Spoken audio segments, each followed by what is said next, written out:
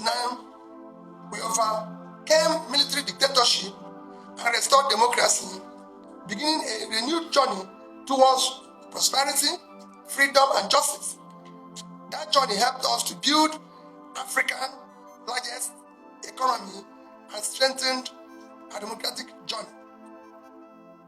But over the last decade, under APC incompetent, divisive, and corrupt leadership, Nigeria has been greatly diminished. Peter Obi has dropped bombshell for Pablo and APC. He said in his official independence message, he said he reviewed how APC and Tinubu, they speedily taking Nigeria backward. And he reviewed what international organizations and newspapers like Time magazine said about the giant of Africa. Like this video, please share this video until it gets to Tinubu and his cabals. Today should be a day of joy and remembrance, a day to celebrate the struggles of our heroes who fought to free Nigeria from colonial rule. It should be a day for gratitude to Almighty God for His blessings on our nation. On October 1, 1960, Nigeria gained independence to a global acclaim as an emerging African economic and political power. Such was the potential that the Time magazine predicted the rise of a true African superpower that will lead the continent with pride. Our founding fathers fought for independence with confidence, passion, and determination to build a prosperous Nigeria that will stand alongside the world's most advanced nations. Unfortunately, the tragic failure of leadership derailed this vision. Yet, despite the setbacks, Nigeria has always shown resilience. In 1999, we overcame military dictatorship and restored democracy, beginning a renewed journey towards prosperity, freedom, and justice. That journey helped us to build Africa's largest economy and strengthened our democratic journey. But over the last decade, under APC incompetent, divisive, and corrupt leadership, Nigeria has been greatly diminished. In 2007, our total debt was about 2.5 trillion. Only about 10% of our GDP, after President Obasanjo's government has successfully secured debt forgiveness of over $30 billion. By 2014, Nigeria had become Africa's largest economy and was primed to achieve middle income status. In 2015, for the first time, a ruling party was defeated in a presidential election, marking another milestone for our democratic journey. Today, the picture is bleak. Our total debt stands at about 170 trillion, nearly 50% of our GDP, without any improvement in our productive sector. Nigeria has now fallen to the fourth largest economy in Africa, behind South Africa, Egypt, and Algeria. Our democracy is now described as undemocratic. In just 1 year of this administration, 15 million Nigerians were pushed into acute poverty. Today, more than 150 million Nigerians lack access to basic health, education, water, and sanitation. The number is growing daily under the APC government that pursues brutal revenue-driven policies while ignoring the people's welfare. Nigeria now ranks among the lowest in the world in human development indicators. This government taxes struggling citizens and small businesses heavily while indulging in extravagance. Billions are spent on new presidential jets, yachts, and luxury cars of which is more than the 2024 budget for primary health care.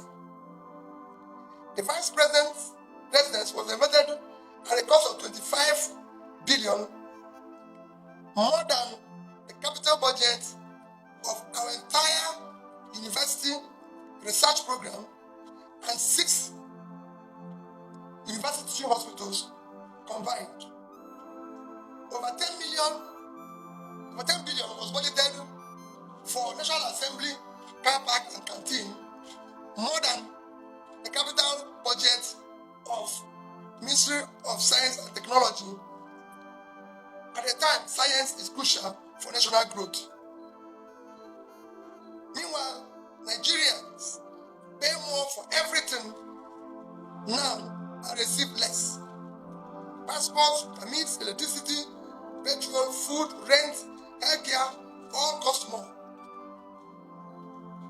Yet, oil supply remains unreliable, food insecurity deepens. UNICEF World Food Program projects that 33 million Nigerians will face acute hunger in 2025. This government borrows recklessly, not for investment in productive infrastructure, but for wasteful consumption. Insecurity has further crippled our economy.